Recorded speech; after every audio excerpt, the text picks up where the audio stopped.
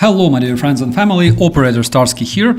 I bet you were like, it's morning, Starsky is not showing up, maybe there will be no stream. No, my friends, you were wrong. I'm here with an evening coffee break and news review because there's so many news and so much work that I literally, why am I screaming so loud? I'm so sorry, let me just... Yeah, all right. So much work, I literally, I cannot even take a shower properly. You know, in the beginning, the flies were flying around, then they were like sitting on top of me. Now they just die. So I hope that you are armed with your coffee. I really am. I just finished and published the new video on the UATV. It's like 25 minutes long analysis on whether Ukraine is able to strike terror Russian energy facilities and energy grid and everything else. Basically, symmetrical is Ukraine able to conduct symmetrical response to the Russian aggression, to the Russian strikes on Ukrainian infrastructure, and also what should Russians expect? Should they buy toilet paper and matches? Matches, I don't know, but toilet paper, 100% they should. I tell you that. Please check it out because I spent a lot of time literally just trying to make it. Wayne's World of Science and Technology. Hello to the beautiful Canada. Hello, Fragden Shizo. Hello, beautiful Texas and its daughter. Salt and Matt and Google Man and everyone else. It's so good to see you. Ali, thank you so much for being here with us. And also Newman. I hope Katya will join us as well. And without further ado, let's check out some news, some updates. I prepared everything in the morning, but unfortunately, again, couldn't do that. I hope we will have more opportunities for that. What is the... you aren't hitting maternity hospitals, you have ethics? Absolutely.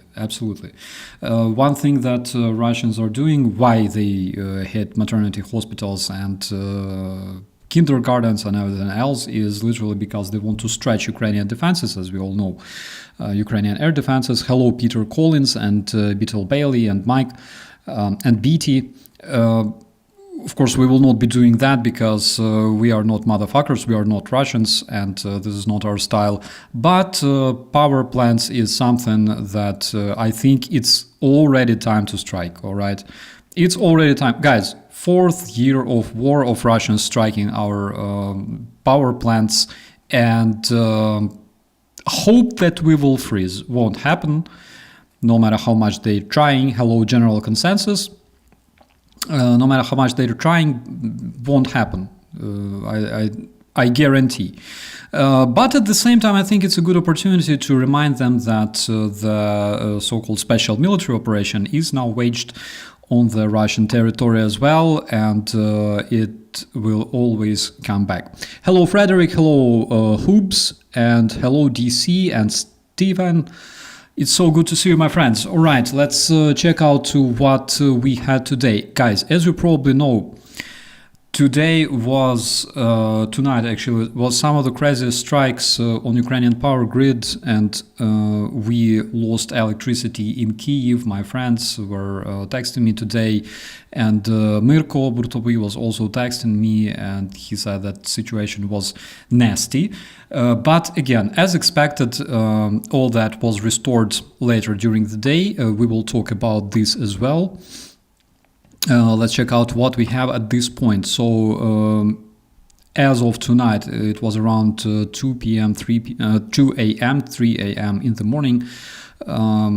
Klitschko, Kyiv mayor, actually reported that the left bank of Kyiv, my bank where I have my apartment, where I lived, is without electricity. There are problems with water supplies, and already 3 a.m.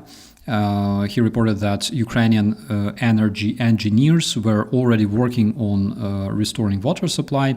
Later, we received a message. It actually comes from Itartas, and again, as always, I am here to translate you news from UANet. as well as some freaking cringe from the Runet, because why not, right? So Russian Itartas, that's like Russian propaganda channel, they reported that Russian Kinjal carrier actually crashed in Lipetsk Oblast. The crew managed to eject. We know that they received some traumas. I believe that some of them could have lost his balls, while landing on a tree, if he had them.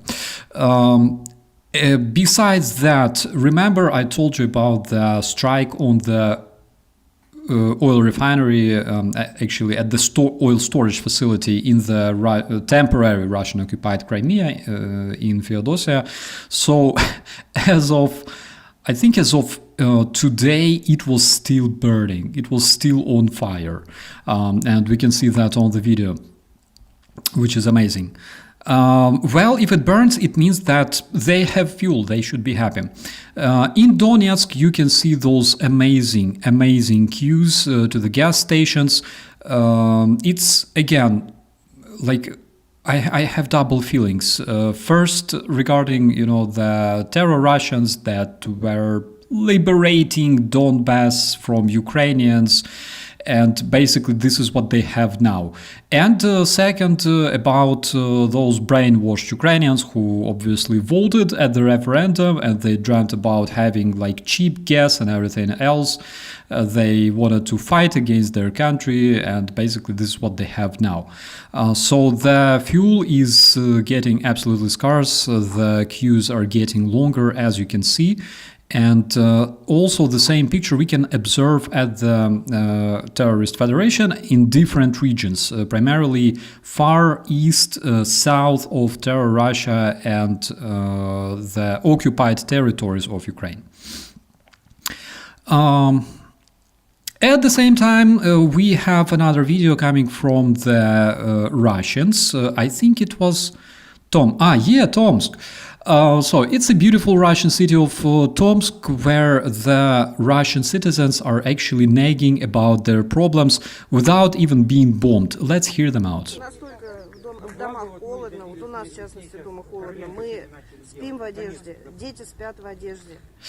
So she says, and this is, guys, this is Russian city of Tomsk, which never was bombed. I don't remember any Ukrainian drone striking this city in the middle of Russian nowhere. So basically this woman says that in their houses it's so cold that they have to sleep wearing winter clothes, and their kids also wear winter clothes when they sleep at home, all right? They say that they have heaters and they basically don't save them. She says we're wearing 2 blankets and our kids are sneezing and stuff like that. You had to vote for a different man, all right? You had to vote for a different man or a woman. But like this is what you can expect when you are ruled by Putin, because Putin doesn't give a damn.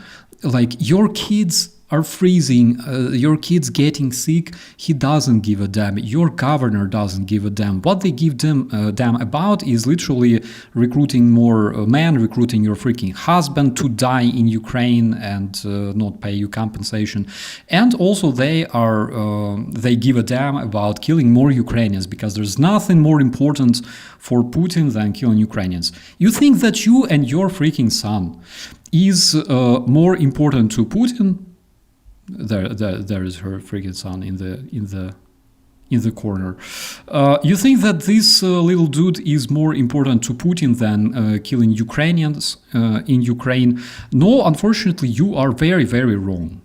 You are very, very wrong, and you can make as much video addresses as you like. They will never be heard, because freedom of speech in your country simply doesn't exist. She says, I'm also sick, her kid is sick, she is sick, and you can see a bunch of those people on the background who most obviously blame you, my dear friends. They will blame NATO, they will blame gays, they will blame Trump, they will blame poor people of Cardiff, of course. Of course, they will blame poor people of Cardiff, but they will never blame themselves. And basically, this is their biggest problem. Если до 30 октября это все, просто представьте весь ужас, мы просто замерзнем. So she says, if it will be like that until the 30th of October, imagine this horror, we will freeze. But weren't your people the same people who were celebrating strikes on Ukraine? This is karma. Karma is a bitch. I am very, very sorry to tell you that, but karma is a bitch. That, like in Ukraine, we have this saying, we feel sorry for you guys, but you deserve that. Просто замерзнем. Мы же люди. Ребенок сейчас не ходит в школу, потому что у нас в доме просто нереально холодно. So yeah, she says that the kid doesn't go to school because it's so cold at their homes, but on the other hand, like it's the same in their schools, right? Столько лет, я даже не знаю, сколько лет, нету по 3 месяца горячей воды. This is something very interesting what she says. This lady says, for many, many years, as long as I remember myself, and I doubt that she's like 25, yeah? She says, sometimes we have water, like hot water shortages that last for 3 months. It's in Tomsk. It's not even in like occupied Donetsk region of Ukraine. It's in Tomsk in Russia. And Tomsk wasn't even bombed, all right? От слова ни у кого нет отопления. У нас уже 2 раза вода перемерзала холодная. They say that nobody has heating. Several times they had a problem when the water was frozen because nobody has heating at home in Tomsk in the beautiful terrorist federation. В общем, дети, внуки, все мерзнем. Это просто, я не знаю, или нас. She says our kids, our grandkids, us, we are all freezing in Tomsk, in Russia, that wasn't even bombed. But at the same time, again, there's nothing more important than killing Ukrainian people and shooting missiles. Instead of fixing that, instead of fixing pipes and heating and water for their own people, why? Why? Guys, can you imagine, like, all right, how many people from Germany are there in the chat? Martin, hello, by the way. And it wasn't me. I know that you are from Germany and OHMS. Guys, Germans, all right? Can you imagine that your country is waging a freaking war against a different country and they don't care about their own citizens and they just spend tons of money on literally killing people, I don't know, like in Iceland, all right, or in Albania, and you don't have like electricity, you don't have wealth, your kids in schools don't have heating. Like, can you imagine that? My dear friends, my dear Europeans, I bet that this will never happen. Reason number one is because I know that you will go on the streets and you will say like, guys, dear Bundestag, are you fucking lost your mind? Okay, I know, like, because we are Europeans, right? Because we have freedom of speech and we have dignity. And you will tell them like, guys, what the fuck are you doing? And secondly, I know that your government will never, of course, do that because they are not as corrupted as Russians, and of course, they are not ruled by Putin, 100%. I'm not sure about Angela Merkel. Fuck Angela Merkel. So let's keep watching this one. It's short. I will not be ranting so much, I promise. Отрубили пол Степановки, и нас бросили, вы понимаете? На этом все закончилось. Да. Сколько мы платим? Я скажу, 12 тысяч. So they are paying 12,000 rubles. В месяц за тепло и ГВС. They are paying 12,000 rubles per month for electricity. 12,000 rubles is roughly 120 bucks or something like that. Maybe a bit more, a bit less. 120 bucks around for heating. Generally speaking, for Russia with their prices and prices/incomes, that is a crazy money. That is a crazy money. It's like, I know that, for example, in Germany, how much do we pay? Actually, something like that. Around the same price, but guys, the quality of the service and everything else is of course a different thing. So they keep, even though they don't have heating, they keep paying for heating, 120 bucks a month. With the pension of this lady, I think her pension is around 200, 300 max, and average salary in Terror Russia around $600, $700 per month, my friends. So, like, all right. 11-12 тысяч. Меня сегодня вырубило дома свет, потому что не выдерживает сеть. So this woman, besides having no heating, she says that she had to turn off the electricity at her house because her wires are burning. They cannot withstand the power. Obviously, all the wiring in her house is very, very, very old. If you take a look at the house behind her back, I bet that one was built in like 18th century and wasn't renovated ever since, all right? Because like knowing the Russian realities, especially in places like Tomsk, that could definitely happen. And now she's nagging that actually her electricity is also effed because the wires cannot cope with the power. The wires are burning. И в итоге ни отопления, ни света, ни воды горячей, ничего. Представляете, вот как вот с ним? And she said, as a result, we have no electricity, no hot water, nothing, and no heating, of course. And what do we do having this beautiful kid, all right? And the kid is like, fuck my life, seriously. Like, that's what I would think if I was him. Все стараемся платить вовремя. Понимаете? She says we are paying everything in time, of course. То есть мы свои обязательства выполняем. А почему перед нами-то обязательства не выполняют?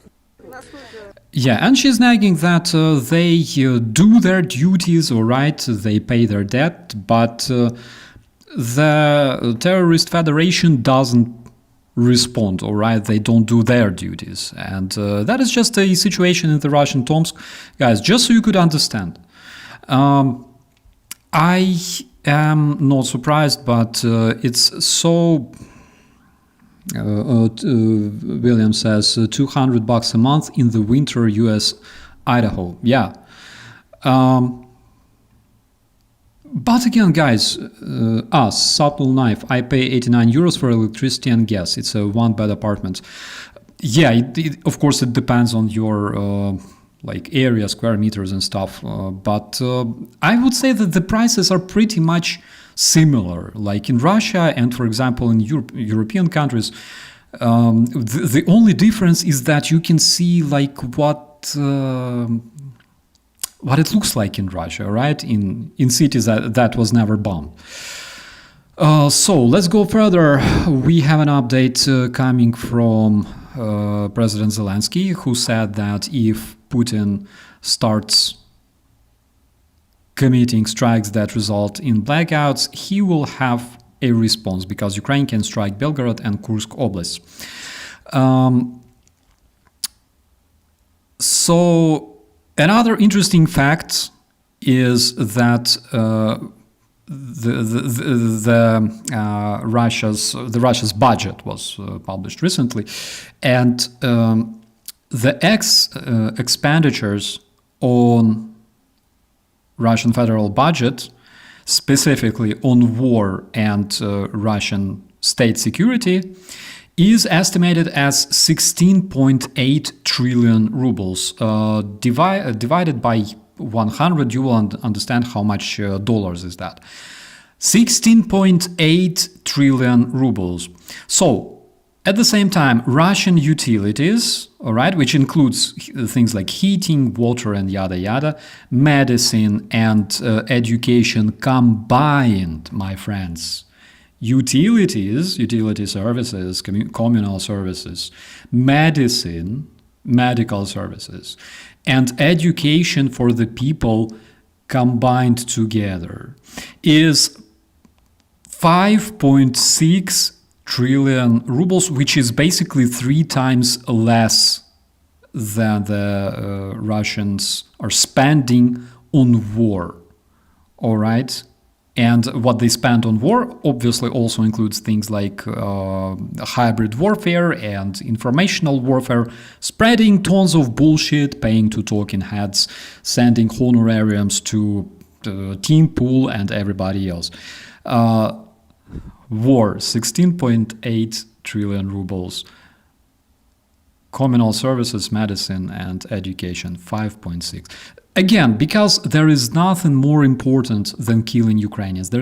For Russians, there is nothing more important than that. And Russians will agree that they will swallow this, and they will keep swallowing because this is the kind of people they are. Just as easy as that. We have another one. So this one is actually cringy. I think it's a good sample for the Russian cringe section, because here we have a publication of a coordinator of so-called Women's Movement of the United Russia in Tuva. United Russia is Putin's party, obviously, and what she says in this publication, this one, by the way, was posted in the Russian social media ВКонтакте. So, guys, when I speak so much, it means I will read your comments a bit later, all right? So, oh my God, Martin, thank you so much. Thank you so much. So let me just read this one for you, all right? Because it's really, really cringy. So she says in her publication, technical task for the online flash mob, greetings from Donbass to Kamchatka. 7th of October, our glory, oh my God, our shining president, Vladimir Vladimirovich Putin, will be celebrating his fucking birthday. So, on this day, we are launching online flash mob, greetings from Donbass to Kamchatka. In frames of this flash mob, citizens of different regions of Russia will be sharing the words of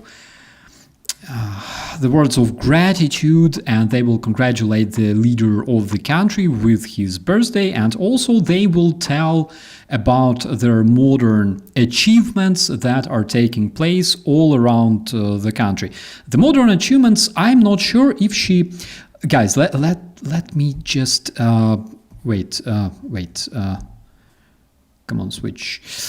Petuch is... It's so hard to type when I don't have Russian keyboard. Petuch is говна. So, oh my God, what did I do? So I am not sure where is the T letter. Oh my God.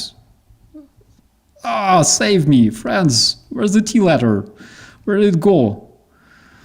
I gotta show this one to you. Oh my God. Like, wait. I can do this. Okay, let me... Here. No, here.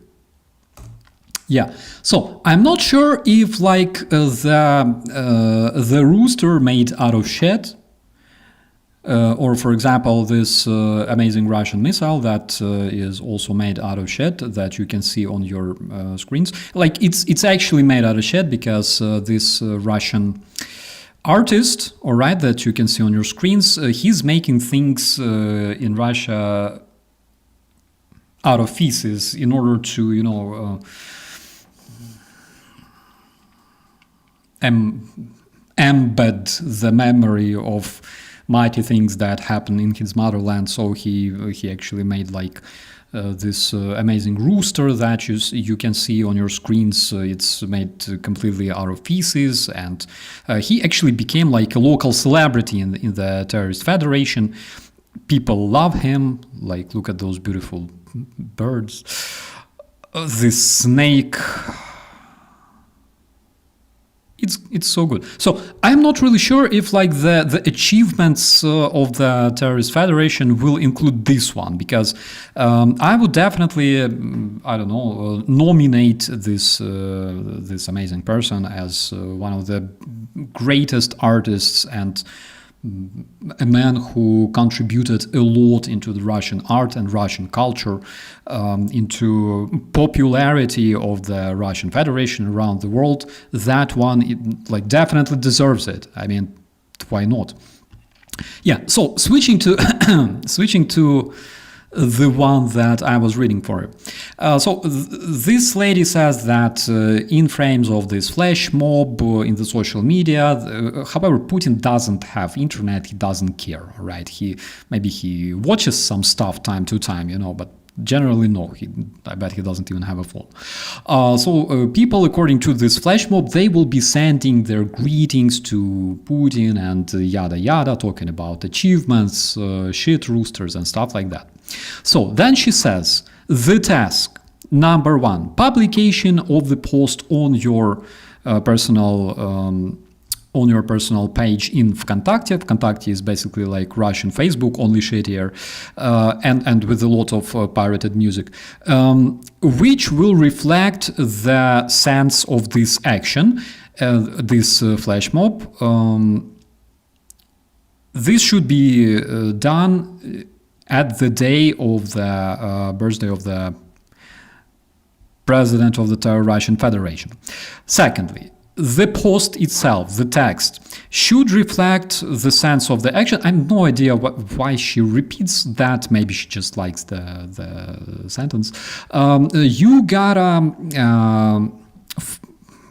gotta support this with text, with a thematical picture or photo of the author, and in the post you should congratulate the president as the additional content. You can use pictures of the president.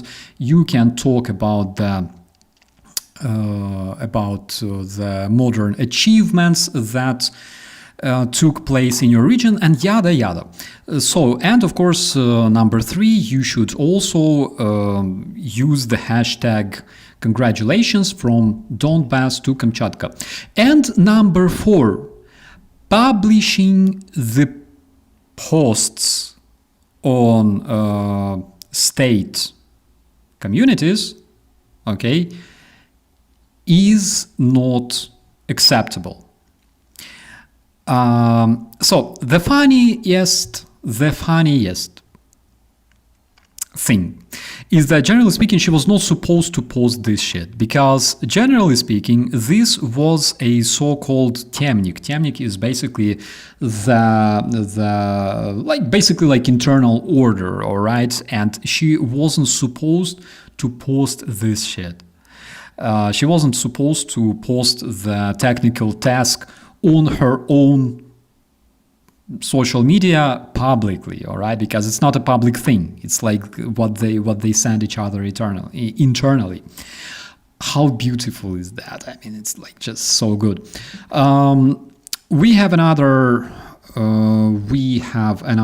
update from the European Parliament that adopted the resolution for shooting down Russian objects that interfere with or intrude the European airspace. According to this resolution, all the European countries can now shoot down Russian aerial objects. I'm not really sure if it also includes Russian aircraft, but I really hope that it does. In Novosibirsk, we have this amazing firework over there, which obviously happened either because they smoked in the inappropriate place, all right? Those Russians with their smoking, Mahorka sucks, all right? Or basically because Ukrainian bavovnyatko, Ukrainian cotton cutie, actually decided to visit Novosibirsk once in a lifetime, all right? So on the website of this facility that you can see burning on the screen, it is said that among its clients, there's actually so-called defense industry of the terrorist federation. Here we have, for example, data on the Russian budget as of September. According to this amazing document, here I will translate it for you. So this means income. All right, this is their income, the dynamic, either it grew or shrank.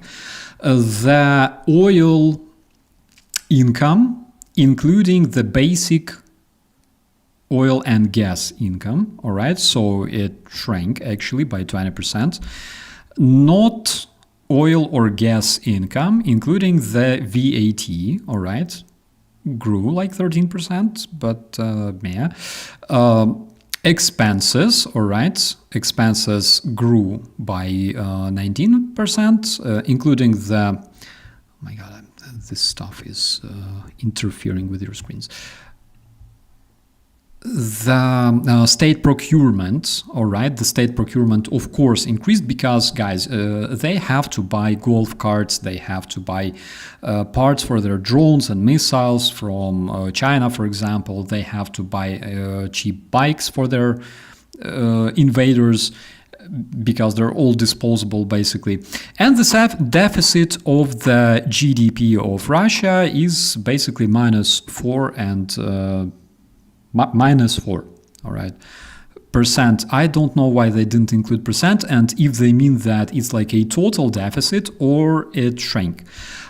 So what does it mean? It means that the income of the terrorist federation in January/September this year compared to the similar period of time of the previous year, they grew only by 2.5%.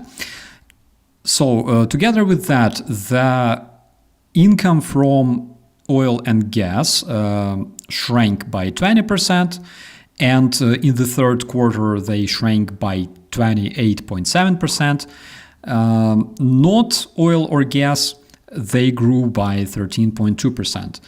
What else? So the guys also say, like, pay attention that the VAT grew only by 6.7%, which is lower than the level of inflation, which kind of confirms that this year the Russian economy is basically on the level of zero or falling down. Russian expenses grew by 19.5%, and because the income cannot follow the expenses, the deficit of the budget is increasing. This is beautiful, and this is fucking a lot, my friends. So, Denis Kazansky, one of the most admirable and most respectable people from Ukraine, the blogger, and he also comes from Donbass himself. He says that actually we will be expecting a response from Ukraine because Russia hit the Ukrainian energy infrastructure, and of course President Zelenskyy also promised that we will respond symmetrically. So the question is, will Ukraine respond tonight, maybe in the observable several days? I really hope so, and frankly speaking, I think that they already know their targets, they already conducted reconnaissance, and they already loaded the proper coordinates in their whatever they will use, drones or missiles. Basically, I am expecting this to happen very, very soon. I will be drinking coffee with ice cream. I will be relaxing and watching the terrorist federation burn without any regret, my friends. You can unsubscribe. I don't give a damn. Like, I'm Ukrainian. I have right to wish them the worst, all right? I have right. So here you can see the building in the Pechersk district that was hit this morning, actually tonight. And we know that there are casualties. I don't think that there are deceased civilians, but I know that there are wounded. And looking at this building, I'm trying to understand if I know where it's located, because like generally I know Pechersky district very, very well. It's an rather old building, which is kind of tall. Could be like hard to tell. There's quite a few of such buildings. Hard to tell, but the fire, the results of this fire is of course absolutely nasty, and that's considering the fact that exactly after this attack, the light disappeared on the left bank and partially on the right, as far as I know, and also there were problems with water supplies. So it was nasty. Kharkovsky gas processing plant in Terror Russia actually stopped his production for 3 months already. And according to the OCINTERS, the facility that was filtering potassium actually ceased to exist, literally. It literally disappeared. So that is the facility that actually cleans the secondary oil products from potassium hydrogen.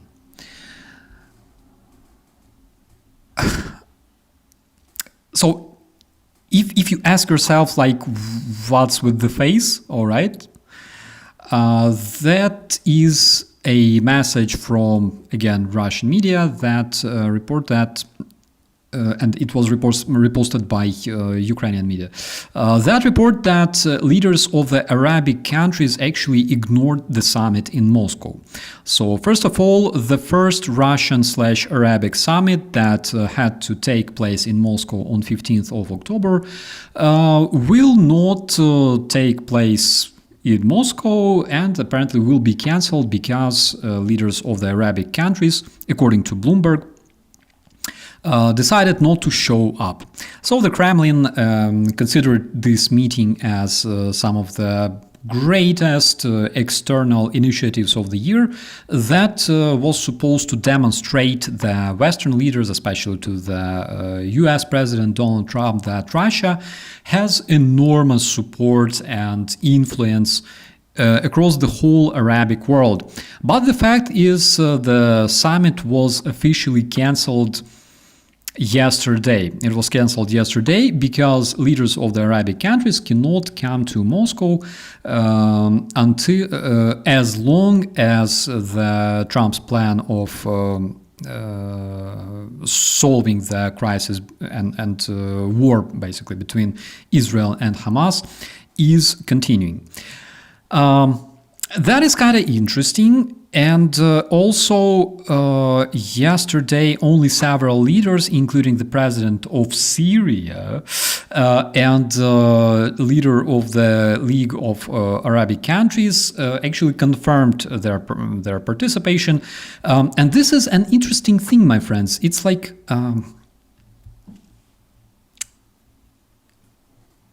the guy from Syria decided to go to Russia. Like, what's the point? I mean, what's the goal maybe he expects to, like, I don't know, meet Bashar Assad personally, for example. That would be kind of fun. Like, for example, if Bashar Assad, and I'm sure that he was invited to this meeting, because why not? Like, he's Bashar Assad. He's like Putin's puppet slash best friend. I bet that he was invited to this meeting as well. Just imagine if current president of Syria would arrive there. I bet that he would probably stab that prick with like butter knife. Maybe not. But it would be kind of fun to observe. Guys, also please let me know if I'm screaming into the microphone right now, because from what I can see from the levels, the level is impressive for reasons I cannot explain. I don't know why it is so. Let me make myself a bit more quieter, all right? Seriously, I don't know why it happens like that. Like, the levels are crazy on the Apple. They just jump around without my participation. Sounds good. Thank you so much, Paul. All right. Steve saying hello my friend, and Gunnar and everybody else, Sparky and Nomad. Qatar is getting an airbase in Idaho. Welcome to Bizarro World. Qatar is getting an airbase in Idaho. That is some crazy shit. That's interesting, actually. Okay. What else? So we have some very interesting footage from Yampil, north of Donetsk Oblast, where Ukrainian defenders conducted an operation and pushed the Russian sabotage and reconnaissance groups out of Yampil. The groups attempted to reinforce their positions in Yampil, and according to the command of the Special Operation Forces of Ukraine, they were pushed out. Yampil is located on the north of the Donetsk region, not far from the Slovyansk span of the front line. And according to the General Staff of Ukraine, over the past day, there were 17 battles recording actually in this location, specifically in the area of Yampil. The Special Operation Forces reported that Russian terrorists tried to reinforce in the settlement and create a foothold for the attacks, for the following offenses. And 8th Regiment of Special Forces of Ukraine, named after Ukrainian Duke Iziaslav Mstislavich, took several prisoners. As you can see on the screens, they eliminated a bunch of Russian recon and happily returned home safe. Again, that is, I think that Douglas McGregor, for example, would probably like to watch or show more of those videos, because the only thing that he can show is, like, I don't know, some unfortunate folks being caught into the bus because they don't have any documents that free them from getting mobilized or like evade mobilization. They keep saying that Ukraine is like lost all of the soldiers. Well, basically, that's one of the proofs that Colonel Douglas McGregor is actually a big piece of shit. I don't care if he's colonel. I don't give a fuck. All right. United States. Let's switch to the United States.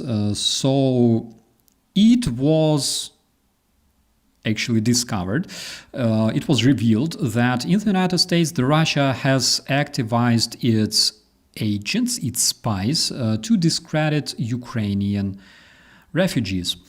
So the guys, Alexander Kovalenko, and actually this one comes from site UA, right? It's UANet.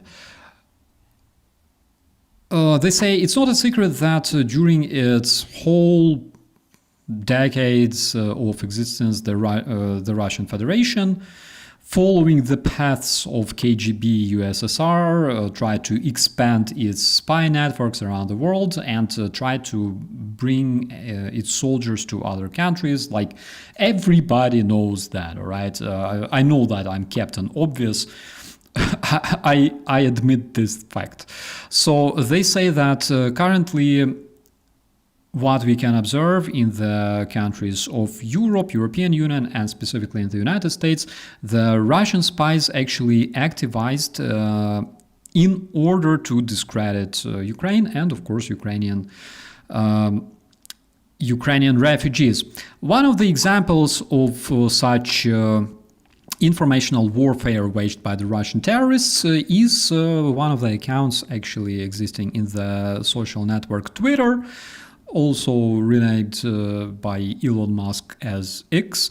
And this dude is known as Spetsnaz 007, that the account that he created in May 2022, that received verification and has more than 304,000 subscribers. I bet that 303 and 1995 subscribers are basically Russian bots. Also Jackson Hinkle, Scott Ritter, and this dude's mom. So what is interesting is that the owner of this channel, of this account on Twitter, is someone named Alex Oloyede, and most probably, of course, if it's his real name, most probably it's Russian by mother, immigrant, because his family is not really Russian, all right? Like, Russians are not called Oloyede usually. So he claims that he's actually a citizen of Russia, but at the same time he lives in the United States. How is it possible? I don't know. And of course, he keeps his channel in the English language for obvious reasons, and he's spreading the Russian bullshit on the language-speaking audience that, after watching this channel, will be telling everyone that, guys, don't listen to the mainstream media, listen to anonymous people with strange last names on Twitter. They are saying the truth. Who's McGregor? Erica Fiore asks. That is like a failed American military, all right? A failed American military. He was a great guy during the Iraqi campaign. He commanded tank troops very, very well.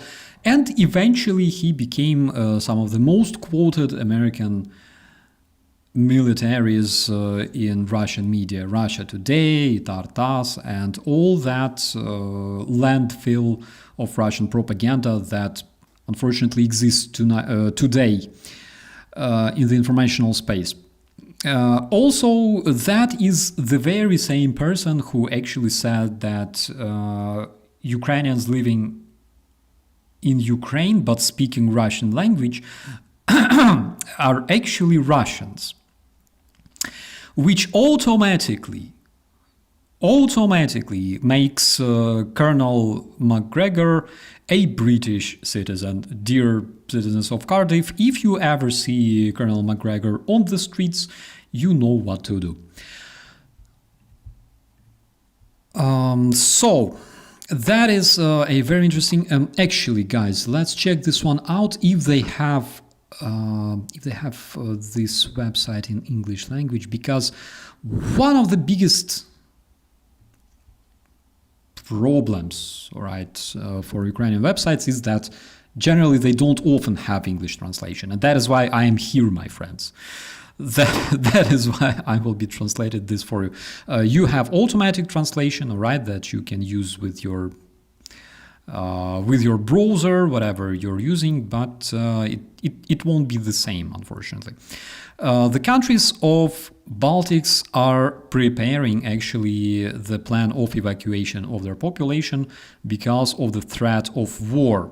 Estonia, Latvia, and Lithuania already prepared such plan in case the Russia attacks those amazing countries.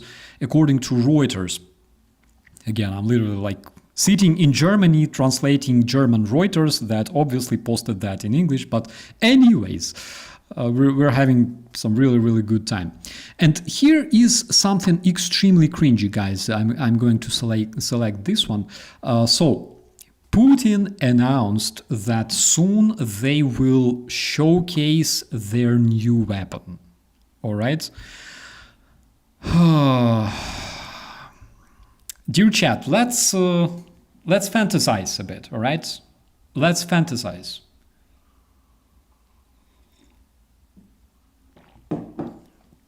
What sort of new secret Wunderwaffe can Russia actually reveal before our eyes?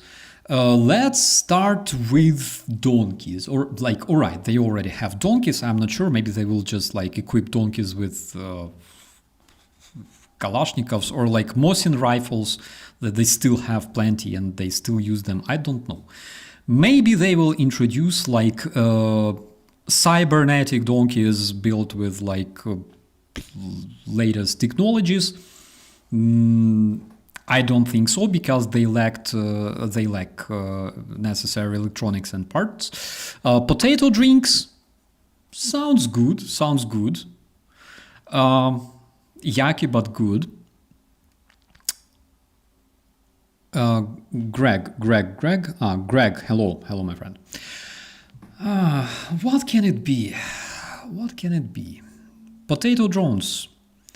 That can be done in close cooperation with Belarus and Belarusian mustachio man Lukashenko. That is highly plausible. I am late for the cybernetic donkeys, Nicholas. You didn't miss a lot. Brave transformation of junkyard. And guys, I need coffee like start. My friend, I would share. I swear. Donkeys with lasers, maybe with like laser pointers, to blind the drones. That could work as well.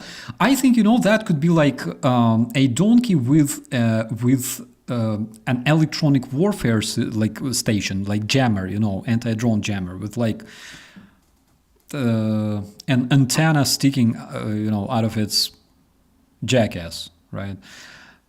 Could be too. The shit missile, yeah, but that's not really secret weapon, and basically they threaten with such weapons all the time, like when they attach inflatable missiles on top of their Ladas and they make those like rallies and write Washington, you will be next, something like that. That is very cringy. Of course, that is a cringy weapon. It works all the time because when I saw, for example, a shit missile for the first time, I nearly died. I almost choked with the popcorn. Seriously, I almost died there, like right there. So this stuff is dangerous, I tell you that. But they don't have enough potatoes. That's for sure. But again, they're friends with Lukashenko. Lukashenko may provide them, at least with some. Ballistic.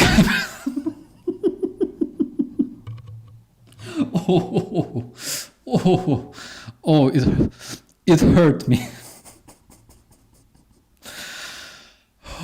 Breathe, Andrew, breathe.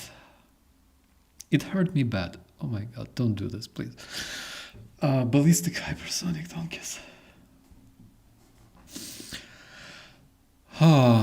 Okay.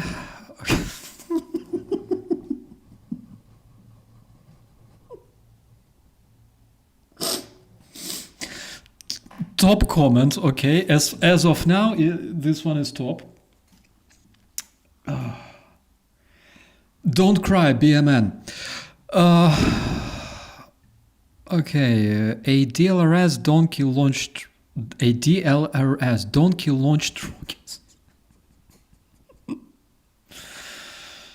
Oh, for some reason, oh my God, I feel it. I really feel hot right now. It's like, for some reason, when I think about it, I literally imagine like Russian, for example, MLRS, like Uragan or Smerch, and they launch them, and there's literally like those donkeys from Shrek, you know, flying. That would be good.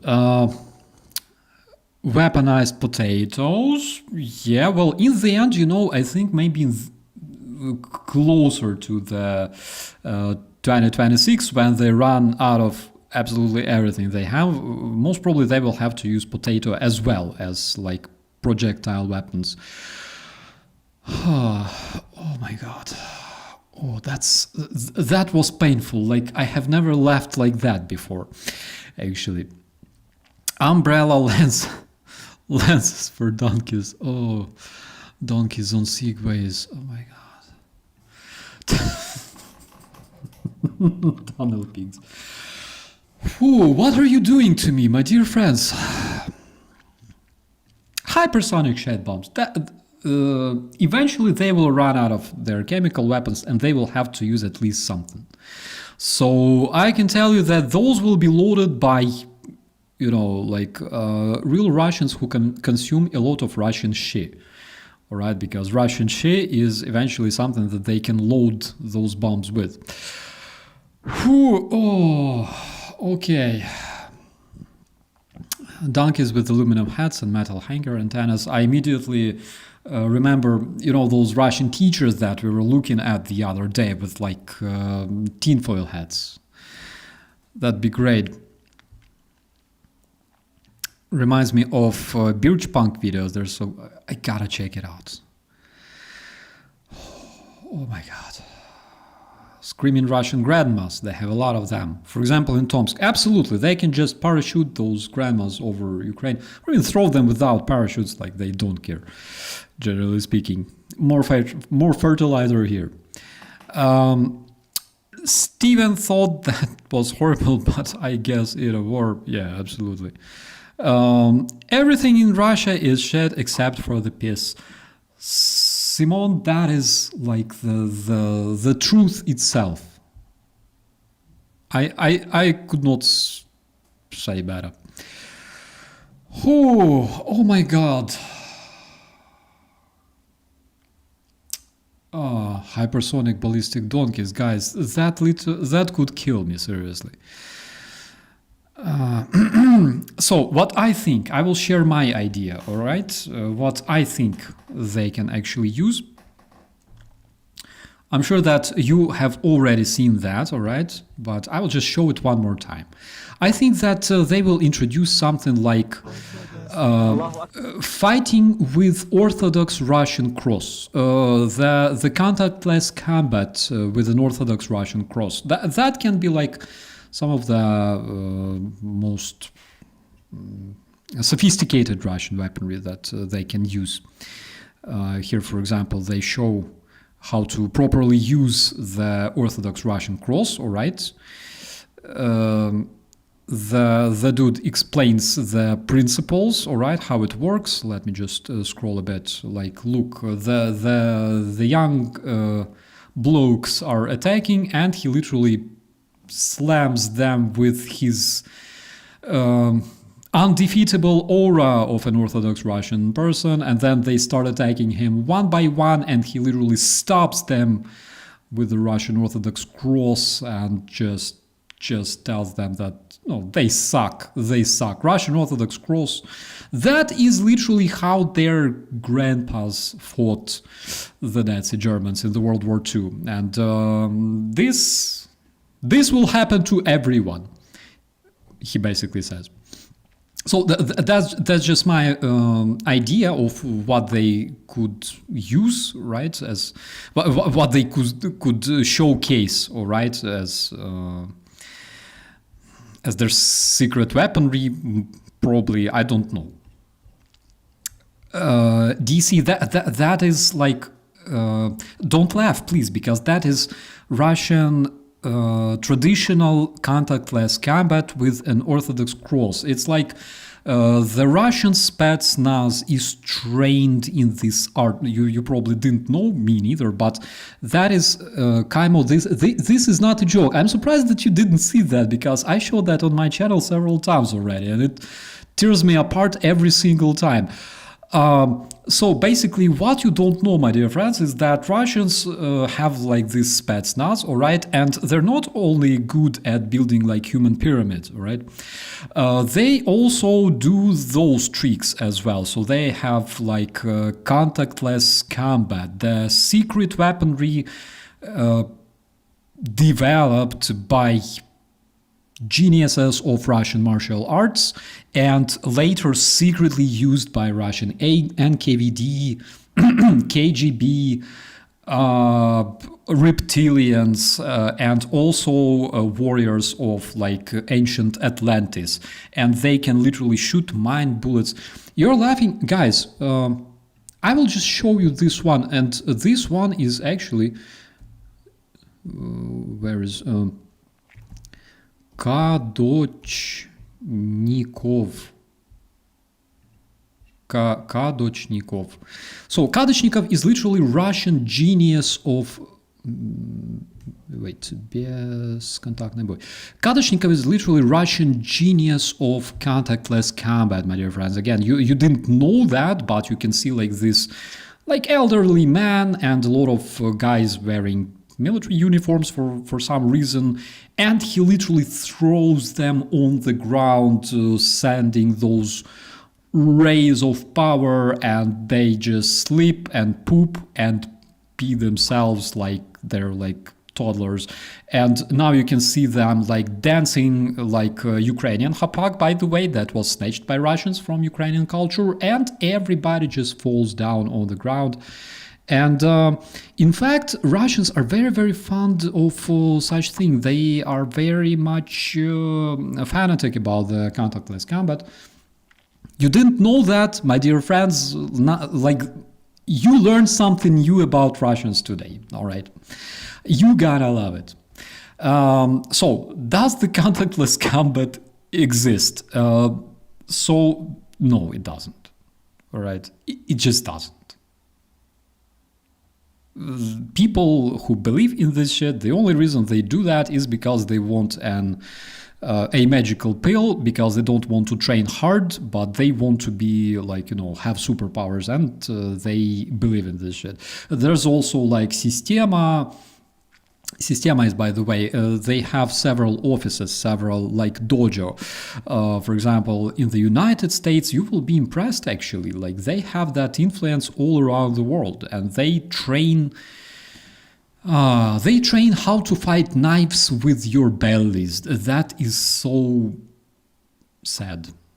That is so sad. But not for us. Okay, let's continue.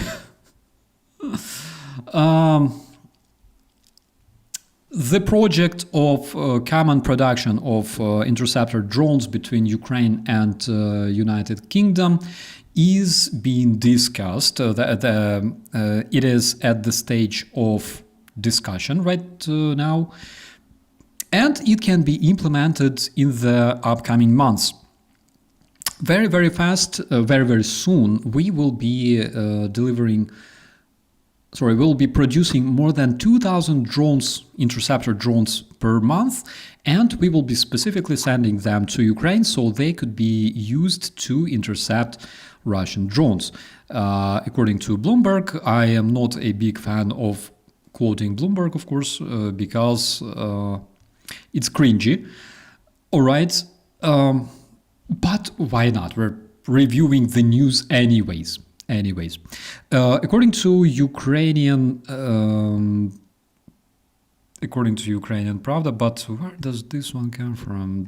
Does this one come from European Pravda? All right. So according to the information coming from Rheinmetall itself, the company will provide Ukraine with several more Skyranger 35 platforms. They are financed using the frozen Russian assets, and I believe that this is absolutely amazing. There was a very interesting study by the Insider talking about the Nazi generation in the TikTok, and basically why European youth is actually admiring the ultra-right ideas. And this study was made taking Spain, Germany, Croatia, France, and Italy as an example. And also they say that there are similar reasons why this happens, why opinion in those countries, especially among the youth, is shifting right. But every country has their own specifics. Let me see if this article is available in English. I believe it is. Oh, yes. Oh, yes, it is. All right, guys. So the Insider is actually Russian source, but it's not terror Russian source, all right? It's a source that actually fights against everything terror Russian. So I will drop this in the chat. Please give it a read when you have time. It's very, very interesting. I was actually impressed. And also we have some very rather cringy picture of a guy in Donbass, in Donetsk city itself, who was spotted literally walking out of the passenger seat of his car and taking a leak on this very car. I have no idea why he did that and what was his motivation, but one thing that makes me absolutely mad is, when people of Donbass, specifically in Donetsk, that suffers from water shortages, all right, spending his moisture like that is literally a crime. I mean, he could just save it in a bottle and then use it multiple times. So yeah, we have a confirmation about the MiG-31, the Kinjal carrying aircraft that became beta in the Terrorist Federation recently, and this one comes from the Terror Russia Today. But again, we have information that the pilots actually received traumas, which I'm not surprised. Zelenskyy reports that Ukrainian delegation will offer the United States a new agreement regarding procurement of air defense systems, artillery systems, HIMARS, together with the modification to launch tactical missiles, ATACMS. President of Ukraine called these agreements regarding the procurement of weaponry in the United States a mega deal. What else? The Foreign Ministry of Ukraine stated that in the United States currently there is no answer to Ukrainian request regarding the Tomahawk missiles, but instead there is a very, very detailed and active discussion regarding the possibility of providing these missiles. So the spokesman for the Ukrainian Ministry of Foreign Affairs, Mr. Tikhy, stated that I want to remind you that Ukraine already spoke about the possibility of receiving those missiles earlier, because, for example, when you remember the peace plan that was provided, that was presented by the Ukrainian president, those things actually were there, and those things were meant as a deterrence measures, all right, to make sure that Russia doesn't invade again. So we already spoke about this. Back then, the answer was obviously no. Currently, there is no, all right? I'm skeptic. I will tell you right away, I am very, very skeptical about those missiles for different reasons that I think I already explained. But let's switch to other one. So as of 1900 in Kyiv, which is 4 hours ago, complete water supply in Kyiv was restored, and also the Ukrainian energy engineers managed to repair part of equipment that was destroyed or damaged during the attack on Ukrainian power grid that took place tonight. According to Ministry of Energy of Ukraine, at this moment, the process of healing. Healing. Oh my God, how could I translate it as healing? Process of connecting the consumers to the energy grid on the left bank of Kyiv is taking place. I think Mirko also texted me and said that everything is fine, they have water. But unfortunately, there will be planned blackouts in different districts of Kyiv, also Kyiv Oblast, Sumy, Kharkiv, Poltava, and Kirovohrad Oblast. And also there is a schedule for the planned blackouts in Chernihiv Oblast on the north Ukraine. So since morning, the electricity has been brought back to more than 466,000 Ukrainians. Melania Trump reported that after her letter to Putin, the open channel has been established to discuss the fate of Ukrainian kids that suffered from Russia's invasion. According to Melania Trump, already 8 kids returned to their families over the past 24 hours. I don't know anything about those kids. I don't have any information about it. And 8 kids out of 20,000 kids that were snatched from Ukraine by the terrorist federation, that's of course an impressive number. I am very, very happy that they returned, of course, if it's true. And I will try to find more information about this one because it's actually very interesting. But in case it's true and Melania Trump actually helps Ukrainian kids to return home, and it happens in reality, not just in like Russian reports or people's imagination, then I will be just extremely, extremely happy about that. In Muscovia Oblast,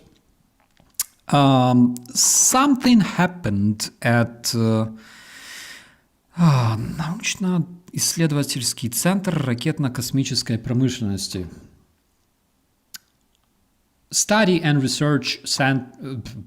Industrial Study and Research Center for Missile and Outer Space Technology. Something like that. Hard to translate this fucking Russian shit. So we can see some clouds of smoke coming out of that general area where that facility is located.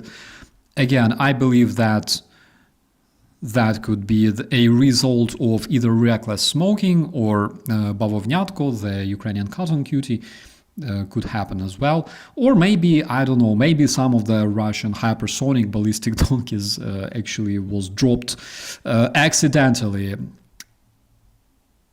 on this Russian center and it decided to expire.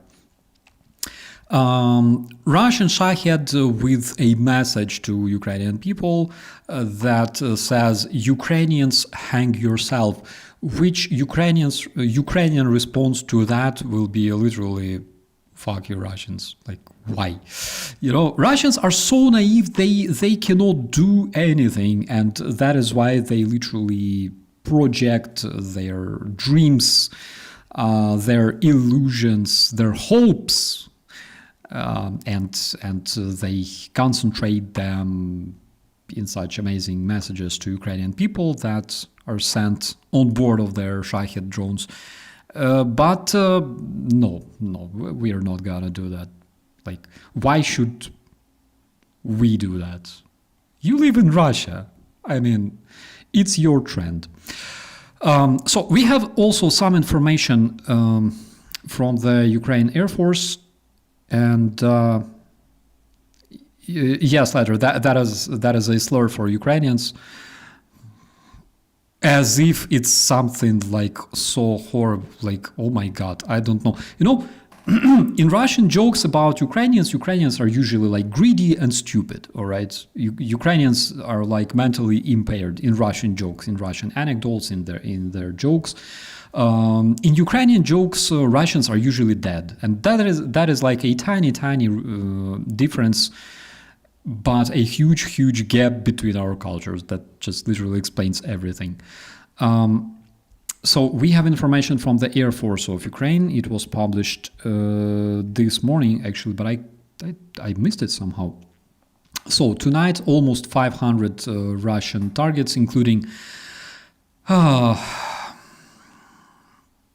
Russian Kinjal missiles, Russian Iskander missiles, Russian X-59 missiles, Russian ballistic Iskander missiles. There's Iskander K, which is Krylata raketa, which is Russian cruise missile, and Iskander M KN-23, that is Russian ballistic missile. So out of 497 terror Russian targets, terror Russian aerial targets, 420 were suppressed or intercepted, and we have direct strikes of 13 missiles and 60 strike drones on 19 locations, and also the debris that fell down on 7 locations. Again, it's very important to read things like that to understand the amount of damage, because generally speaking, 19 locations, unless they were like power stations, yeah, then the damage is actually very huge. But besides that, Russians hit like that civilian house in Pechersky district of Kyiv and many other targets. So besides that, the overall effect of the Russian attack is actually, I would not say that it's severe, considering the fact that we are already like fixing our power grid and water supply.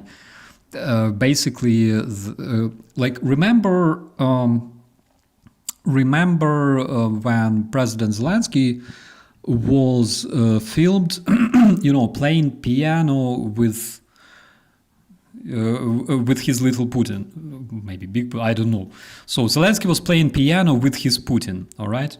So at this moment, basically, Ukraine does the same with the whole terror Russian empire, with the whole terror Russian attempts to deprive Ukraine from electricity, from water, demoralize Ukrainians, because that's basically what we do. Russians can send as many messages as they like about like Ukrainians hang yourself and stuff like that, but Ukrainians will keep doing that. We will keep playing Russians with our Putins, because this is our fate, this is our destiny, and it cannot be changed. Moving to other news, Netherlands announced a new package of support for Ukraine worth 200 million euro. The Minister of Defense of the Netherlands, Mr. Brekkelmans, reported about this to the commentary to Ukrainian Suspilny channel. Suspilny channel is the same channel that was recently attacked by the Russian. Was it a drone or a missile? I don't remember already.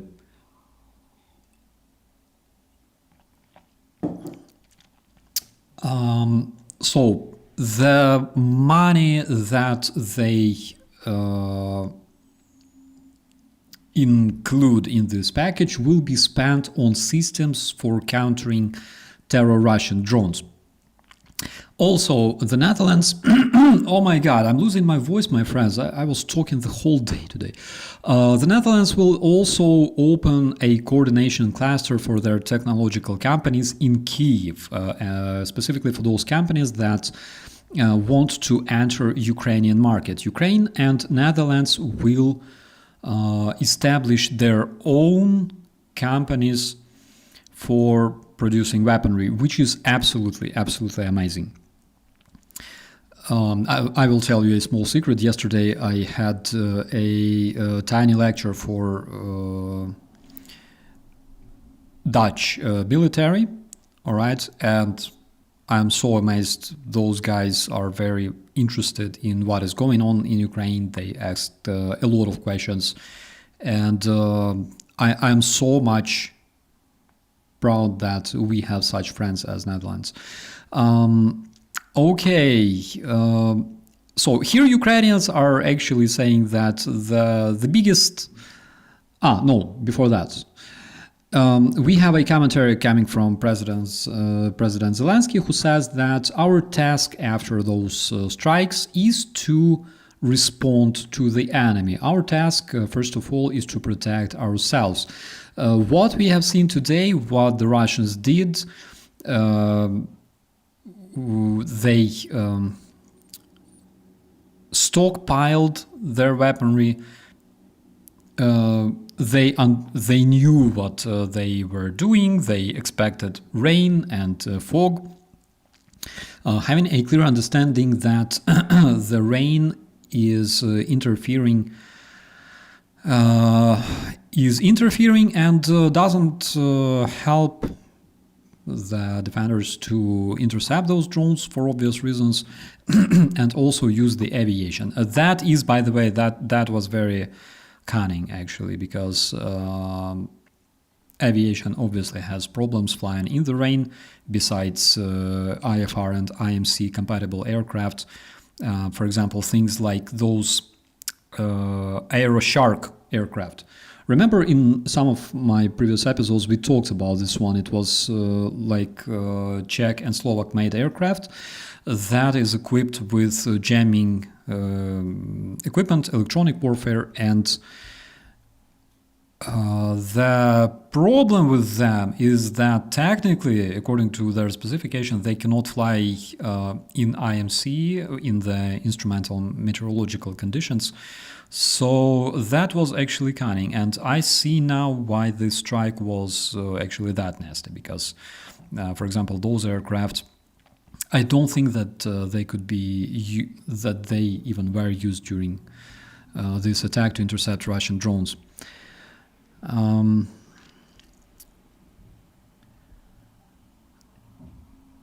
Okay, so according to President Zelenskyy, he says they know what they are doing and we know what we are doing. He replied to the question if Ukraine is going to conduct a blackout in Moscow.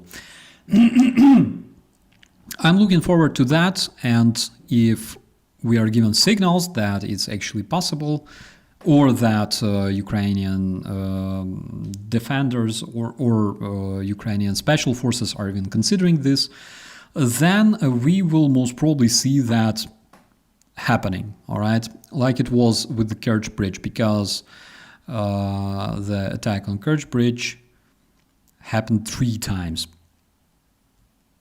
And generally speaking, Kerch Bridge is protected much, much harder than a bunch of Russian power stations, power plants that are basically a very, very easy target on this vast territory of the terrorist wasteland.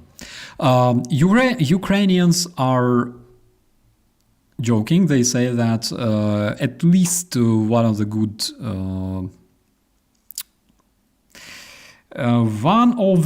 outcomes, all right, one of the good things that Trump's tariff wars actually brought to Ukraine is actually the price for Brent crude oil, the terror Russian oil, is going down. Currently it's 62.8 dollars per barrel, and I really hope that it will keep going down. The absolute minimum was reached in May this year when it was around 60. I really hope that we will see it, I don't know, around, like, they will be paying you actually to get their oil. At the same time, they will have none on the Russian gas stations themselves. We have reports that Russians also attempted to attack again in the area of Dobropilya, but they sucked our Putins, and they faced a lot of losses. Currently, there is a clearing operation in the area of Volodymyrivka, according to Ukrainian President Zelenskyy. You already saw one of the videos from Yampil. Actually, our guys know what they're doing. And also, Trump said thank you so much to President Putin, who said that unfortunately, President Donald Trump didn't receive the Nobel Prize, all right?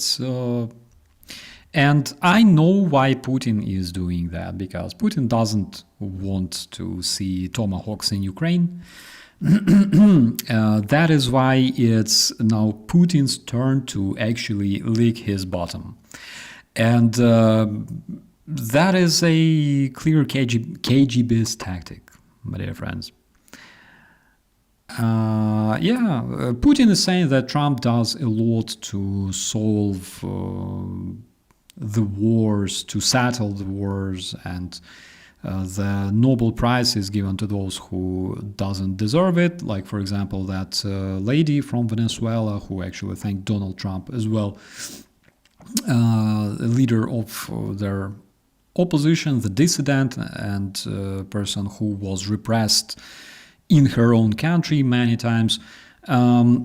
I can see why Putin is doing that, of course. Like, he will try to appease President Trump as much as possible and saying, yes, everyone is laughing at you. I don't laugh at you because you are the greatest president in the world, and things like that. And we will see his tongue in President Donald Trump's rear so deep, so he'll be licking like his glands, his adenoids eventually, because KGBs are very, very cunning. Another report coming from the United Kingdom is that United Kingdom already sent Ukraine hundreds of missiles for the air defenses 5 months before the planned date of delivery. So they say, my God, I'm translating for you, and there it is, like literally on the screen, the title of it, all right?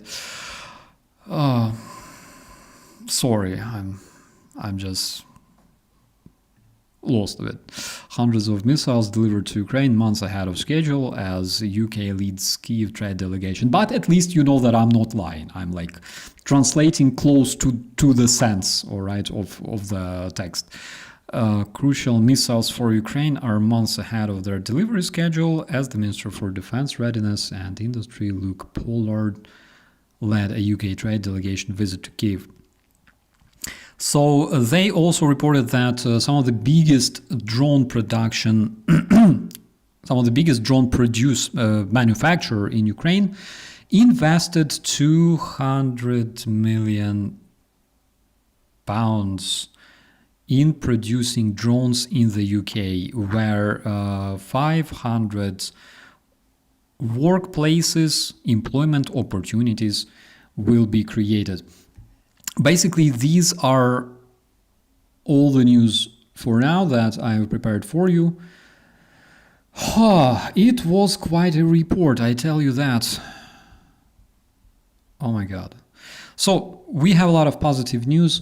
KP, please let me know if I know you, personally, because I had opportunity to get that patch one time, all right? I had that opportunity, and instead of that, I couldn't trade it for something good, so I don't have it. No coffee yet, but boiling evening. Oh my God! Let's talk food. Evening eggs. I have a lot of eggs right in the fridge, and I like literally I'm reading that and I can feel this amazing smell of boiled eggs. Oh, it's so good. Why are you all discussing Trump, I think people understand everything. He's a narcissist, he's a coward, he's a dictator, and he'll be happy to join the dictators club. We don't discuss Trump because it's so boring. It was fun like earlier. It was cringy. It was like he already sucked all sorts of reactions from us. We're not interested in discussing Donald Trump anymore. Like I feel sick of discussing Donald Trump. I felt sick of discussing Donald Trump in like March already, and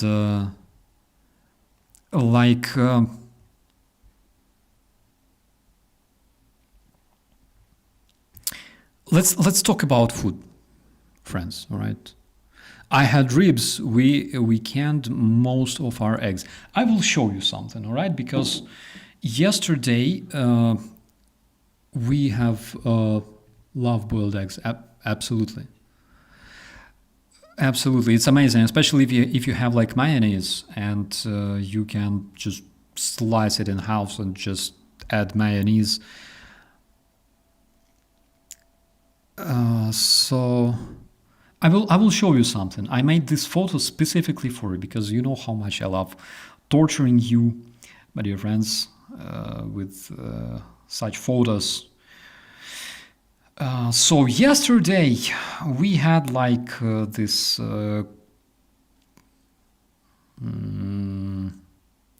I would say rather opulent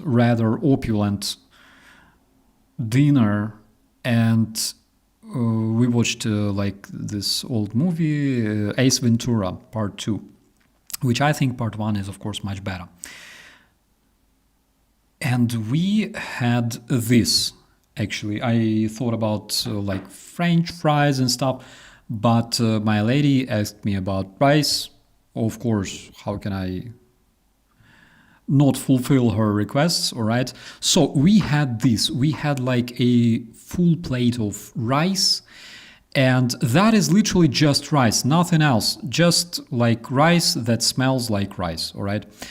And on the background, you can see like those long things. Those are chuvapi from, I think they're from Balkans, all right?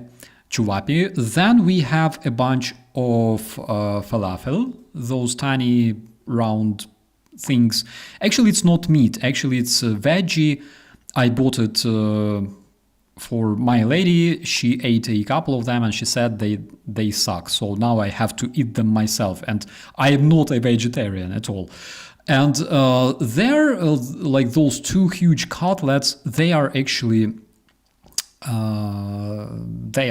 pork cutlets, like literally.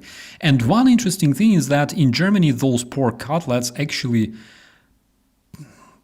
taste so good. They taste just the way they tasted in my school when I studied, and we had those like lunch breaks. They taste exactly like in my school, and I'm like, I just enjoy them so much. So the frikadellen are very good. The cutlets are just so amazing and so tasty, and I just enjoy them. Did anyone else expand their cooking during COVID? Oh, my friend. Lucky people who didn't lose their sense of smell, I bet they did. Me, I still suffer. Like literally, I'm sitting here and I smell like a different person to myself, which is very, very disturbing, by the way. Like, you know, when people, like, when you smell your own things, all right, they smell like you, and it's good, it's soothing, it's calming, it's relaxing, you know, it's your smell, all right? When you stand next to somebody, for example, in the transport, and you feel the smell of a different person, actually it works like a deterrent, all right? And I have this effect coming from myself after COVID, and it didn't change at all. Like some things I can eat, all right? I can eat chicken, finally. Of course, I can eat garlic, onion, and stuff like that.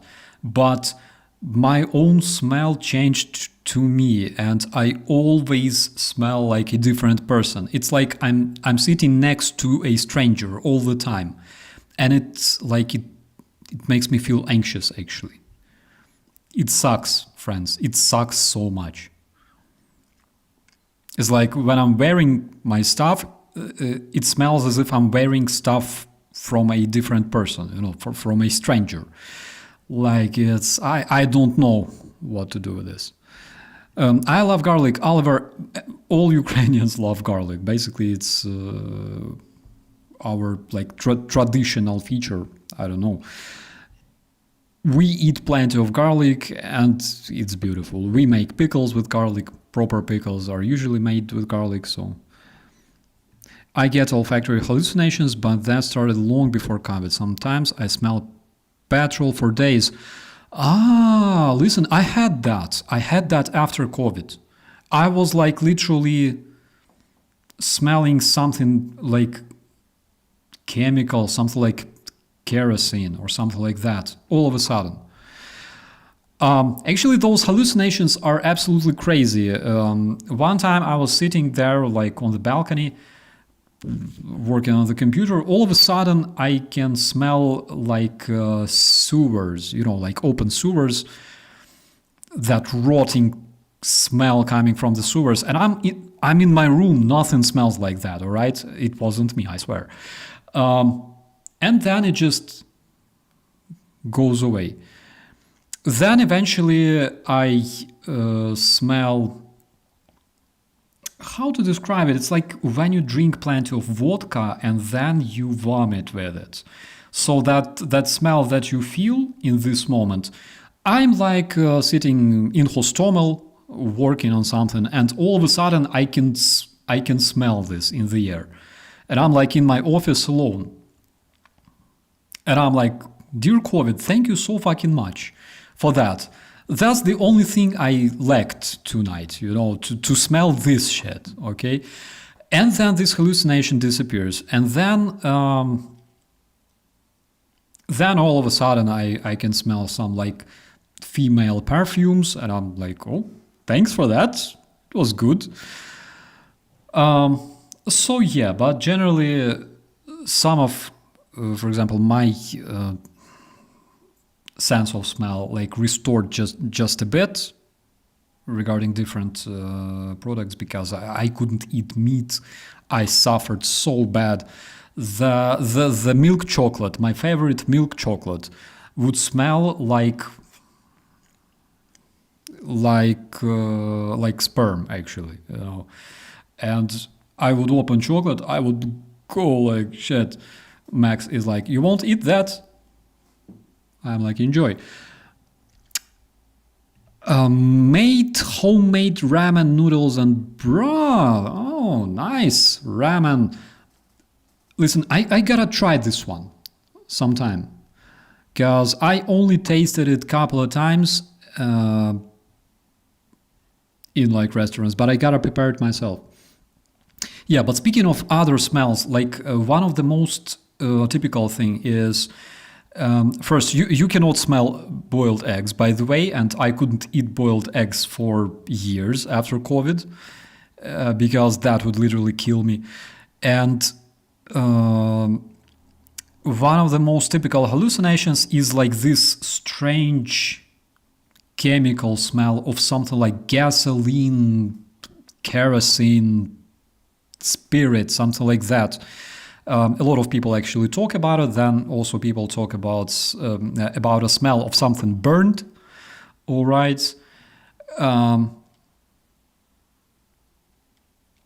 But some people have their smell functions restored completely. Some of them have them never restored. And generally speaking, the doctors say that the problem is not in the nose. The problem is actually in the brain, because COVID actually damages some of the brain functions. So that's the horrible truth. When I got the COVID, I couldn't taste balsamic vinegar. Luckily, that one lasted a couple of months. I still have that problem. Like I feel the smell of vinegar, but it's not really vinegar, all right? It doesn't really smell like vinegar to me. Polski ogórki is the best. The garlic is kind of overdone with some kind of pickles. I agree with you. I agree with you.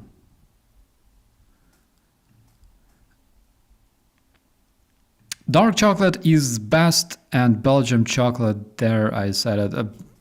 What can I say? Like Belgium chocolate, Belgium beer, all right. I would say that Belgian beer is probably the only beer that can rival like German beer and Austrian beer, and I cannot tell which is the best, all right? Because like I go to, I don't know, like Düsseldorf, for example. I buy beer, it's good, I enjoy it, all right? I go to Amsterdam. I buy beer, it tastes so good. I go to like Antwerp. I buy beer. What beer was that? Like Crystal, I think. Either Crystal or Corona, but not like usual Corona. Or maybe it's the same, I don't know. I think the bottle was like with the blue label or something like that. It was so good. It was fantastic. I'm just sitting there. No, that one was in the Netherlands. That one was in the Netherlands, Martin, the day we met, actually. Yes, and that beer was just so good. I was sitting there enjoying with my lady. My lady tasted it and she said it was so nice.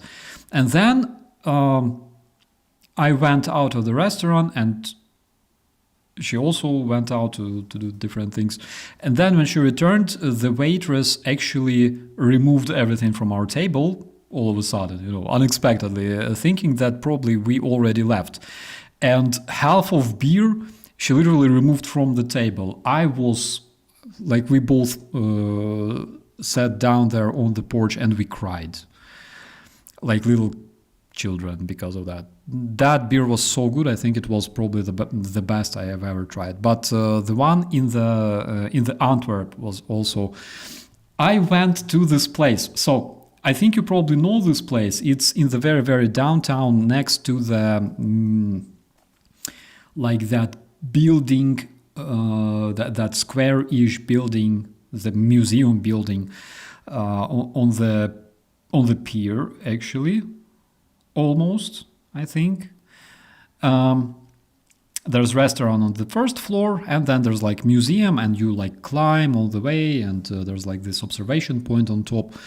So not far from this place, there is a sushi place. And I remember I was, Czech beer is the best, no question. I will not, like, I cannot argue. I gotta go to Czechia, try, and then I will tell you my opinion. But yeah, Oktoberfest, yeah, that's the thing. So in the Antwerp, Lisbeth, I will talk about Max in just a second. In the Antwerp, my friends, we spent several days there, and I start craving sushi. All right, if I don't eat sushi for several days, I look mad, I look grumpy, like a typical Ukrainian Slav,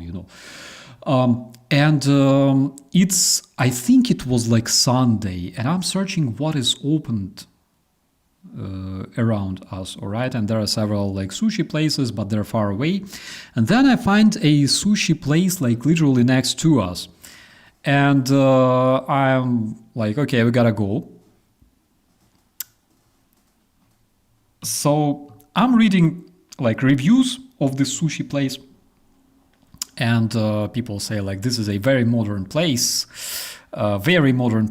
with, I think, probably like a lot of hipsters, visit it all the time. And we order beer, we order like cola, and of course we order sushi. And I'm opening this menu, the Speisekarte, and the choice is not that big, actually. There's like literally a bunch of nigiri, and I'm like, okay, I will pick like this one. And the dude is like, yeah, okay. So then I'm sitting there and reading the review of this restaurant, and they say, one of the coolest restaurants serving the weathered sushi. Weathered is the meaning like not fresh, all right? Like weathered, like 2 weeks weathered, 2 weeks old, or something like that. So at first I didn't think anything wrong. I ignored this, and then the guy brings sushi. There is no soy sauce, no wasabi, nothing like that. And I'm like, what is that? That's interesting. And he puts the sushi on the table, and he says, we like kept this salmon for like 2 weeks, so now it's ready. I'm like, okay. So I ate the sushi. I cannot say that it tasted bad. I cannot say that it tasted like enormously good either, because I'm just literally not a big fan of 2 months old salmon meat. I didn't even want to think, what kind of creatures I accommodated inside of myself. But it was so expensive. I cried when I walked out. And then, did we have sushi in Antwerp after that? I don't think so. But it was like a very crazy experience. But the other day we went to, in the same area, we went to the place where they cook like waffles, like pancakes, and we had freaking 2 kilograms of pancakes with waffles. And that is just, it was so nice. Is Ukraine famous for some cheese? Yes, my friend, I will show you. I will show you straight away. So, one cheese that you might find interesting is, for example, it's so hard to type without keyboard, right? So this is the type of cheese that we have that is actually very famous in Ukraine, and I'm not really sure if anything similar exists in other countries. We call it brinza. Generally, it's like something like cottage cheese. I am not a big fan of it, actually. So this stuff, and you can see like here, for example, what it looks like on the inside. This stuff is kind of salty. And it's kind of wet. I don't know how to explain this, but it's usually wet. When you open, for example, like a package of this cheese, like I don't know, like that one, for example, it's very, very wet. And I believe that this is a sheep cheese. So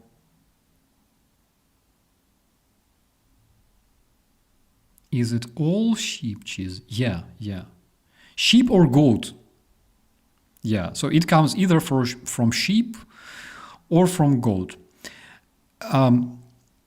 In Ukraine, there's a lot of fans of this cheese. I cannot stand it because I just don't. And here you see Karpatska brinza.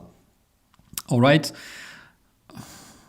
I have different memories about Zakarpattia. So that is why I'm not a big fan of that.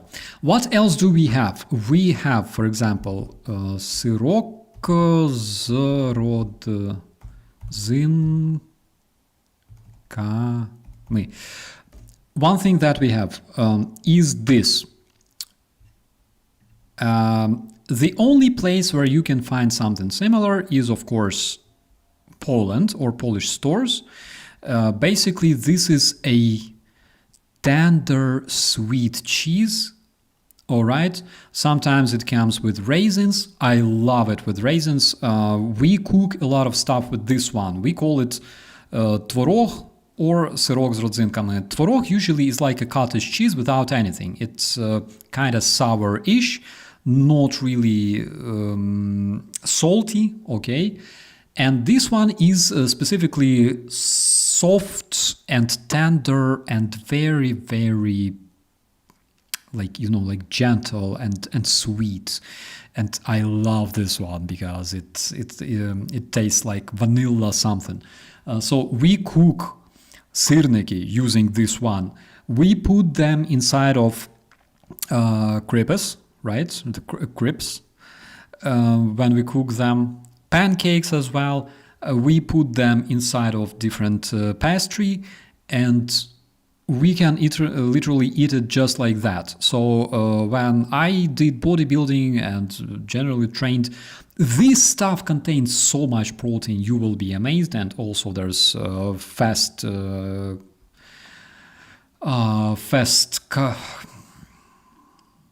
carbs, right? The raisins. And sugar, of course. So that is just so good. After training, you can just swallow 2 of those and it's awesome. I've been to the Polish store here the other day and I tried to find anything like that. Unfortunately, what I found wasn't bad, but it was like literally tvorog, the cottage cheese that we have. Dessert cheese, something that North America is lacking. Yeah, you can call it dessert cheese actually, because it's not even like yogurt. It's literally cottage cheese, only sweet and with raisins. And literally, you just cannot stop eating it until you're just full and wanna die. My case. And if you do training, if you want to gain mass, for example, it's a proper thing, all right? You gotta buy a lot of that. So maybe I will try to search better. Maybe they have something like that in the Polish stores as well, because I'm not really sure. I tried, but I failed. Those that I found, they look kind of the same, but they don't taste the same. You should compare with Kristopsky and his wife bought me laughing card snacks. I don't know about those. What did I want to... yeah, Katya, reminds me of cream cheese, and I hope you don't mind that I call you Katya. Reminds me of cream cheese and yum. Yeah, absolutely. It's so yum, I can confirm. Where did I see that? I use goat cheese to top chicken. May work. Delicious cheese is Brunost, sweet and caramel flour. I will try this one, I swear. Don't you have any nature cheese? This is kid stuff. I cannot tell you that, but that stuff, actually, that cheese sometimes is sold as children cheese. I don't know. Cheese made out of children. So we have a lot of products that are usually called like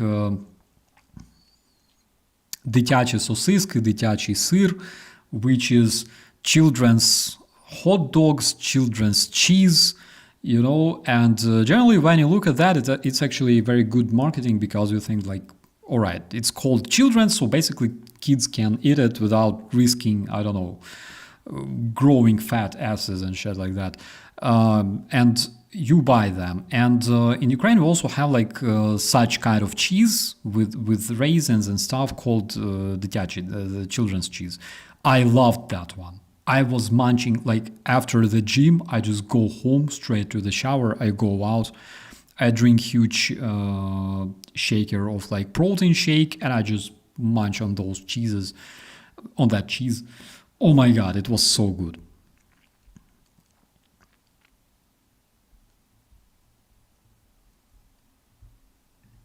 I had that cheese and I agree. Yeah.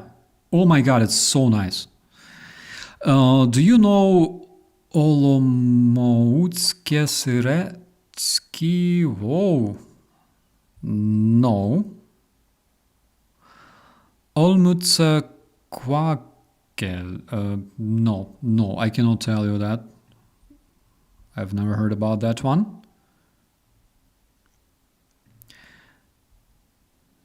I'm somewhat addicted to German Jarlsberg cheese. I'm a fan of like classic stuff like Gouda cheese or Mazdamer or stuff like that. Actually, in Ukraine you could buy this kind of moldy cheese. Niebiesky. Oh my god, I don't remember how it was called. But it was the tastiest cheese ever. Like actually, among those that I tried, the moldy ones, that was just the proper cheese.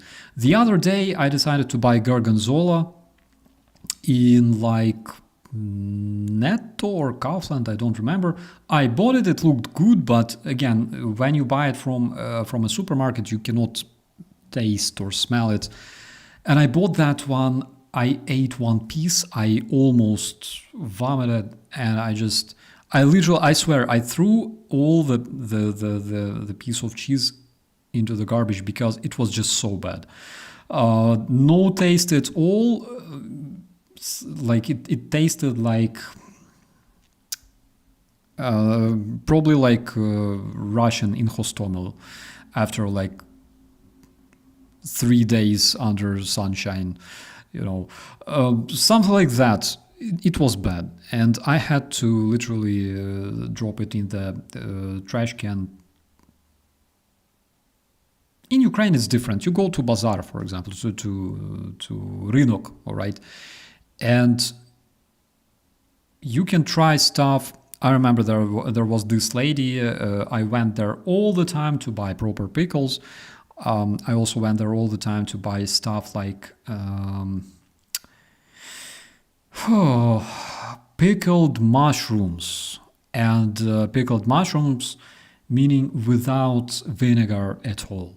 Well, I don't know, maybe they add a bit of vinegar, but generally when you eat those mushrooms with like sunflower oil, with onions, you can feel like this amazing taste of garlic and stuff, and the marinade itself is proper. Horseradish, there's a lot of horseradish as well. And I remember I would buy like all sorts of mushrooms, not only the most mainstream ones like champignons, but generally all sorts of them. I think that she would go to a forest herself and gather the mushrooms and then prepare them. I don't know.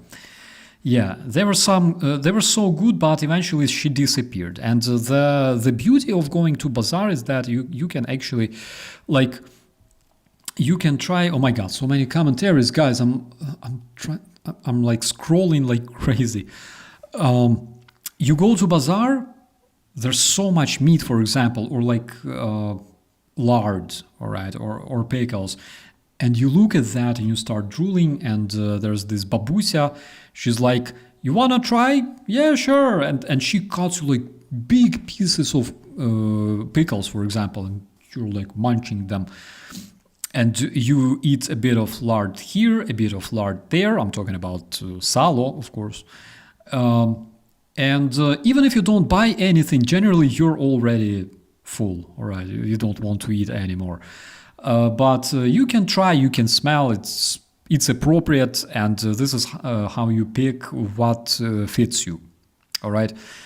And the same with the the same with the pickles. You just go through the rows of those people at the bazaar. You just smell it, you pick whatever you like.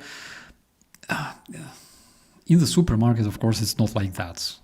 Of course, it would be really cool if you could just go to the supermarket, like take a bite, for example. But it's not the case. It's not the case.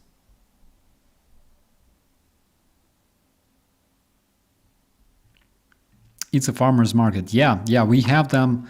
We have them in Ukraine. We have them here in my area a lot, actually. And I think people even have them in Cardiff. I've been told so. Welsh cheese. Yeah, cheddar is really cool. Like, if it smells like feet, that's the proper cheese. If it smells like your old grandma's feet, that's like the best one, all right? That's literally... If you pick the cheese up and all the flies go down, that is like the most proper cheese you can buy for its money. So that's one of the ways you can literally test it. Like, throw it in the crowd of people. If people run, then probably it's not the proper cheese. If they literally fall down dead on the spot, that, yeah, you better take it. Cardiff cat food radiator cheese. Yeah. Every time people return from like their prostitution employment, or from their prostitution job, and put stuff on the radiator, the cat food. I gotta go to Cardiff. I gotta visit this place of a natural disaster. I gotta bring humanitarian aid to hungry people of Cardiff. Oh my God, guys, do you imagine how many new memes Russians actually created for us to make our life more bright, besides fucking missiles, of course, and bombs and assassinations and shit. But yeah, some things we will never forget.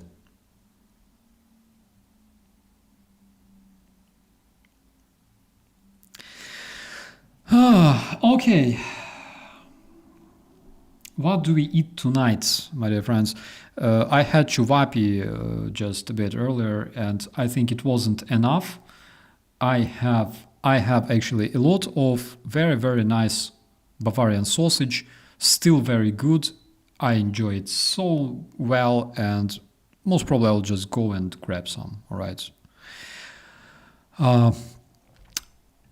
Suluguni cheese is the answer, absolutely. Suluguni is Georgian smoked cheese, actually, and it's fantastic. It's very good with the beer. I will disappoint you. I'm not the biggest fan of Suluguni, but I understand the people who like it. All right. Let's meet. Oh my God. Angelica is texting me. Actually, that is so cool. Angelica, if you're watching me right now, clip twice. All right. Blink twice. I will be disconnecting, my dear friends. I am so hungry, and I spoke for like whole day straight, all right, since yesterday. So tomorrow morning, hopefully, we will see you, my dear friends, for another episode of Morning Coffee. Maybe it will be like evening beer because of Oktoberfest, of course. But as always, we'll be talking about the news updates. I will be translating for you. Sometimes I will be translating you from English to Ukrainian to English and back. And as always, thank you so much, my dear friends, my dear moderators. You can go and have your well-deserved rest, those who live in Europe. Ellie, I know that you will be staying up for a while. And thank you so much. Thank you for watching. Thank you, dear members of this channel. Thank you so much, everyone who supports my channel. I appreciate it. And even more than that, I appreciate when you support Ukrainian defenders. Please do that. They deserve it. And Ukrainian people will never forget about your generosity. Speaking of Max, by the way, BT, so long story short, just before I wrap it up, long story short, he had a surgery, all right? He had a surgery everything's fine. It was like health related. All right. It was health related. Everything is okay. So he will be released from the clinic, I believe, very, very soon. Nothing special, nothing serious. Everything's fine. I'm not really sure if he wants to talk about it, but everything's okay. He will have kids. Trust me. I'm okay. I'm just joking. Like it wasn't even related. But we are brothers. That's why we can't joke about it. Okay, my dear friends, I will just release you. I don't want to keep you any longer. Martin, have a great evening and great weekend, by the way. Hopefully, I'll see you guys very, very soon in the offline. And also, be safe and have something good. See you tomorrow. Bye-bye.